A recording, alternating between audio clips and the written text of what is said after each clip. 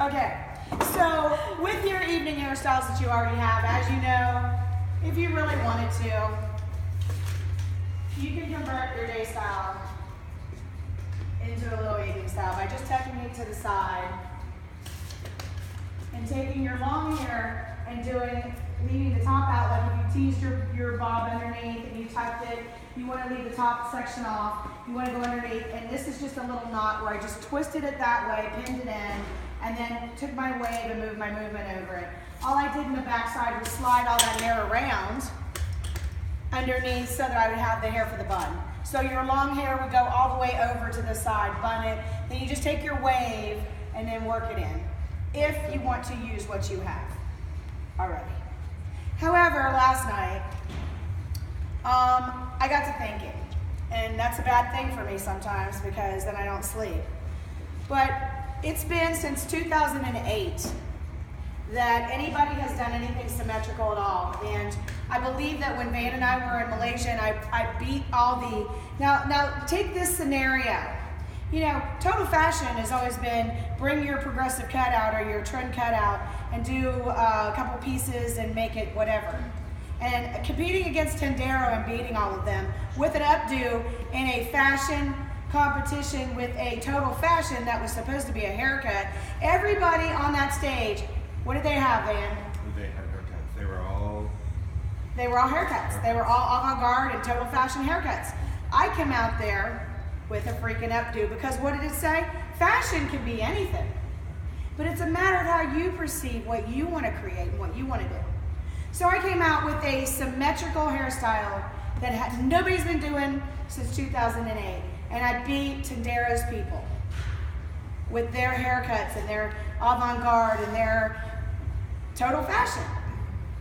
Now, of course he went and bitched about it. I heard him bitching about it. To say, well, what do you mean, Total Fashion? Total Fashion's always been whatever. And Salvador's comment was, in front of me, because Tendero sold me out, his comment was, it's Total Fashion. Doesn't say it can't be hair pieces. You're allowed to use extensions. Doesn't say it can't be an updo. So there's this gray area all over competition. And what I want to do is protect you from stupidity, if I can.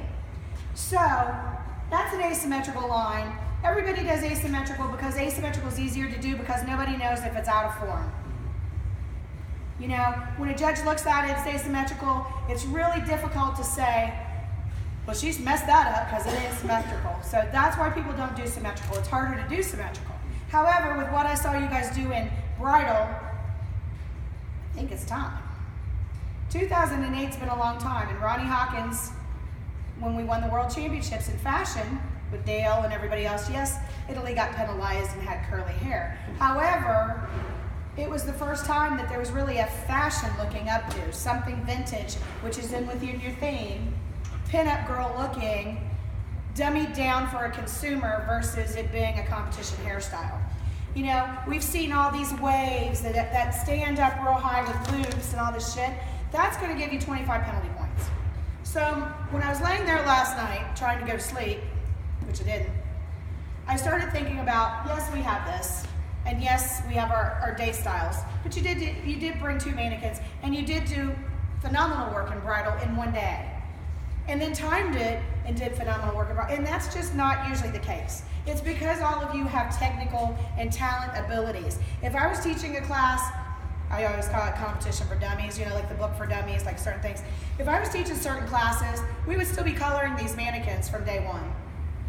Because you guys are so advanced, it makes it easier for me to think and for me to really give you something that I think has to be different than any other country because you have, first of all, you have to get noticed. They have to come out and go, oh, and be unexpected.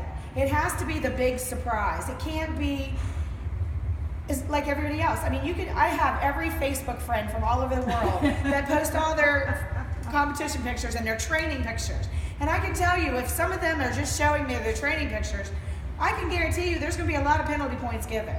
Because then I send all these pictures, and so does Kelly, to Joaquim, Sal, and Carmelo. Because I know who my friends are. And you know, they used to say back in the old days in the braid book, the clever one knows the judge, The clever one knows the organization, and the clever one knows when it's the right time. Don't second guess yourself. Sometimes you throw it out there a little too soon, but because I did it in Malaysia, I don't think it's too soon. Because now they have the concept, and that's why they have the Prestige Club. I mean, the Prestige competition, the Prestige Cup, allowing you to use hair pieces. Because that's what me and all of us were back there arguing over was Tandera said, well, you're using hair pieces. And I looked at him and I said, tell me that's her hair. Because he had the big wefts in with the, I said, tell me that's her hair.